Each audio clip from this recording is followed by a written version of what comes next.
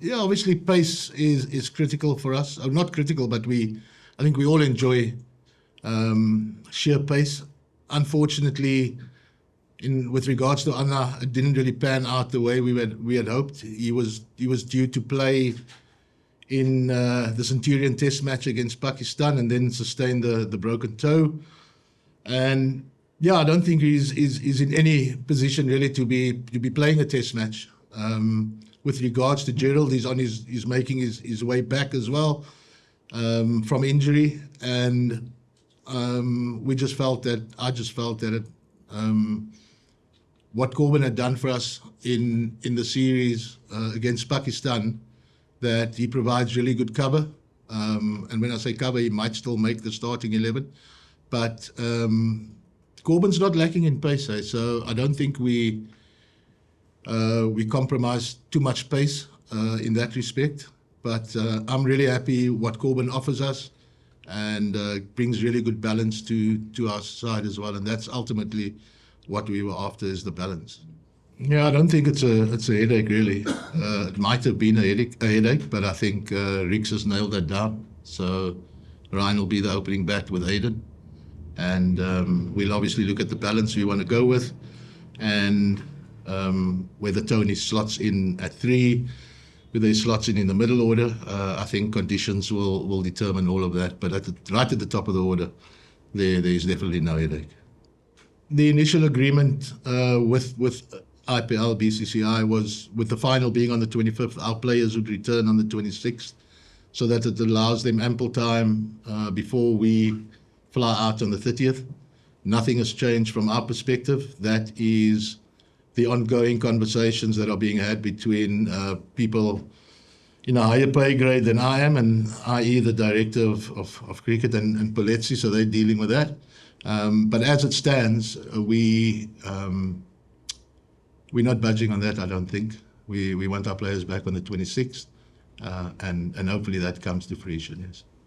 So I've been engaging with KG ever since I learnt about it. I don't know why it's an elephant in the room, because I'm just thankful that the process that was followed was in line with what the world standards are. So it's not for me or anybody else to question whether the process that was followed was the legitimate one. It was the legitimate one. And he served whatever ban or whatever the consequences were, and whatever it was laid down by SAIDS and in line with what the World Anti-Doping Association authorities prescribed. So everything's in line with that. And we're comfortable with the process. I certainly wasn't going to preempt anything. We allowed the process to develop as it did, and once we learned that this was the route that they went, that it was a 1-month ban, and the ban had started on 1 April, I was very comfortable with that. Yes, and I think the important thing is that Cage is a big player wherever he goes in the world, so he's a massive player for us. But not for 1 minute did I sit on tenterhooks worrying about whether he potentially will be available or not. For me, it was more, there was a bigger thing. It was whether KG is all right, and close ranks around him and ensure that he's in a good space. And because at the end of the day, we care for all our players. But he served his sentence, and all that I'm interested in now is KG producing performances that we know he's capable of. Yeah, so our medical staff have been in touch with the guys ever since the IPL had started, in ensuring that whilst they might not necessarily get those workloads in match situations, that they were doing the necessary work at net practices, etc. And here we talk particularly about the bowlers. I think it's slightly easier for the batters. But yeah, I'm very comfortable. We always knew what the situation was. It's not something that's been sprung on us. So all the necessary work from a medical point of view, from our S&C Moodles, he's been onto the players. The players have been reporting regularly. So I'm very comfortable where everybody's at. And we're not alone in this. I mean, Australia in a similar position, so whatever it is, and we've got to make the best of whatever that situation is. You say foreign, I think the last World Cup that was played, we were we were in that final. So maybe it's not as foreign to us as some would like to think. I don't think we're going to do anything different, really. We've embarked on a certain way we do things. And that's why the one thing I wanted to have in selection is consistency, and I think we've arrived at that. So, yeah, ultimately it's going to come down to how well we prep. We've got a warm-up game against Zimbabwe from 3 to 6 in Arundel, and that's coupled with whatever work we put in outside of that. That's going to have to be good enough. I don't think we need to be doing anything out of the extraordinary in order to beat Australia. We probably go in as underdogs, and rightly so. Not because of ability, but maybe just in experience. And yeah, I'm very confident that when we play to our best, that we've got every chance of beating them.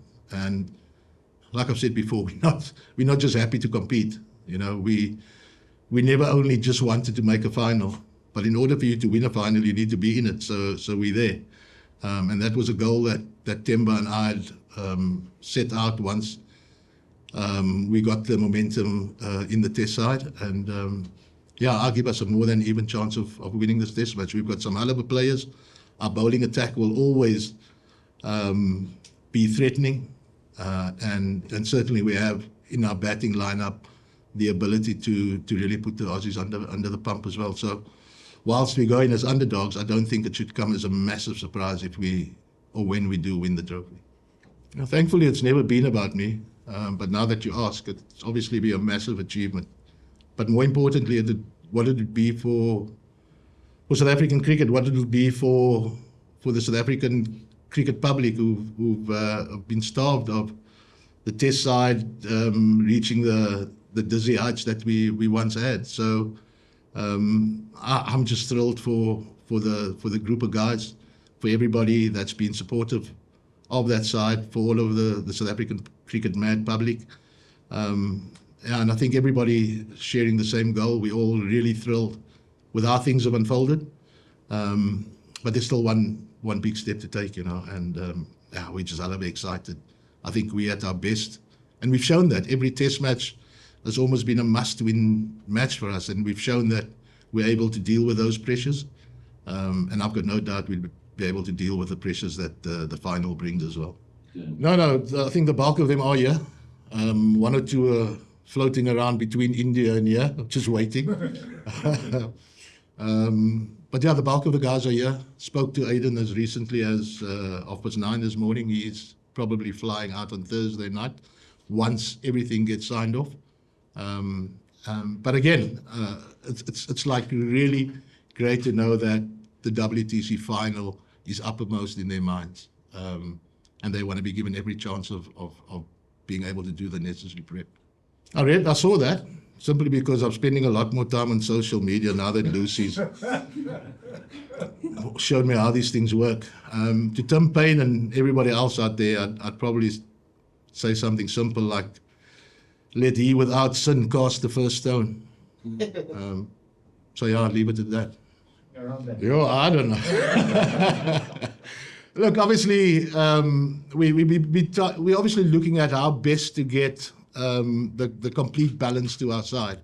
Vian batting at 3 was not an experiment, I don't think. I think it's technically sound enough to bat at that position. And if your next question was, or statement was, but not so long ago you said Tristan Stubbs was the ideal number 3. I think it's a work in progress, but in this mulling head of mine, I've got a pretty good idea of what that's going to look like. The conditions will obviously determine that. By all accounts, it's been a nice summer thus far. So conditions should be okay when we get there. If you look in the past, the spinner, does he play a massive role at Lords? If the answer is yes, there's no doubt. If the answer is no, do we go a different route? So there are a host of things that it might seem that I'm uncertain, but I'm very clear in my mind as to how I want to go about it. And it wouldn't be me if there wasn't a surprise along the way. So, yeah, but I'm pretty clear. But obviously, the guy that gets paid the really big money, Temba, him and I will sit down and finalize that. No, I think only in their minds have they dubbed themselves the big three. I don't think anybody else has. We don't prepare any different. We certainly don't respect Pakistan less than we do Australia, as we do India. Everything stays the same. It's great that it's Australia because we haven't played them in a while. And yeah, but it doesn't provide you with any more motivation. If you're looking for more motivation, then you're probably not in the right state of mind anyway. You don't need motivation to play for South Africa. You don't need motivation to play in finals. I wouldn't have wanted it any other way. I think Australia is the one side that everybody wants to topple, but preparation won't be any different to it. So if we were able to achieve this with the scarce schedule that we've had, imagine what we'd be able to do if we had like a prop full schedule. So yes, if it is that it means that we take our place at the main table, and if winning this shows the world that we belong at that main table, then so be it.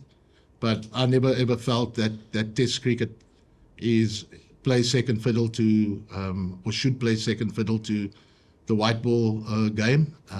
And yes, I think it's a great opportunity to show everybody in South Africa and the world that the Proteas test team is a team that needs to be taken very seriously, and we belong at the main table. No, I don't think different, Ken. I think our batting unit is pretty settled.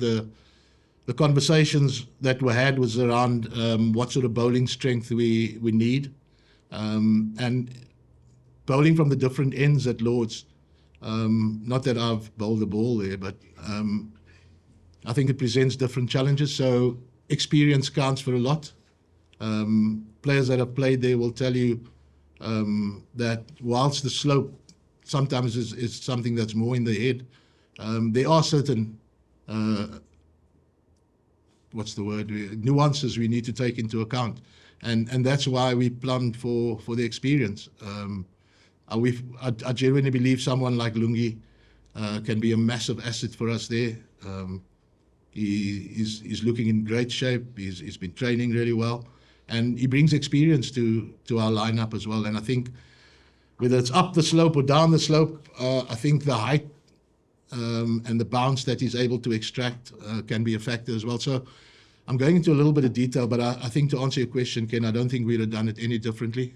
In terms of the squad, I think it covers all the bases. I'm very comfortable. Well, I have to be very comfortable with the 50. Yeah, so Bedders is pretty much ready to go. And I mean, if there is such a thing as a good break, it was a good clean break, and I think Durham were keen to play him in the next county match. Again, our medical staff have been in conversation with them as to whether we feel that's the right thing. But Bedders has been eating balls, and Bedders is best when fresh. So, and yes, his form has been a little bit up and down, but I still think he's a key guy in our lineup, especially with the type of cricket he plays, and especially against a side like Australia, where we know when Bedders plays well, he's the perfect guy to take on a side like Australia. I don't think it's a big anything. All I said was they proclaim themselves as the big three. I think what the rest of the world, the world needs strong Test cricket. And again, we understand the financial situations of certain boards, but again, and it's been proven. I mean, New Zealand went to India and beat them 3-0 in India. Sri Lanka won a Test match in England. West Indies won a Test match in Australia. So, are they really the big three? I don't think. There should be a big four even. I think we need strong Test cricket. I think Test cricket is the lifeblood of cricket around the world, and the other formats rely on Test cricket. It's still a shop window for a lot of players that that want to make it in the other formats. So I reckon ICC needs to take it in hand and ensure that the global test game is looked after rather than the whims and fancies of a few nations. Yeah, I think there's always a consideration, there's always conversation. But I think the big thing for me was experience. And not only experience in the green and gold of South Africa, but experience in conditions that we're going to encounter. And Bedders has plied his trade at Durham very successfully over the last couple of years. He's of the few batters that would have played at Lords before. And we know what he's capable of. And if you look at all of that, then for me it's an absolute no-brainer.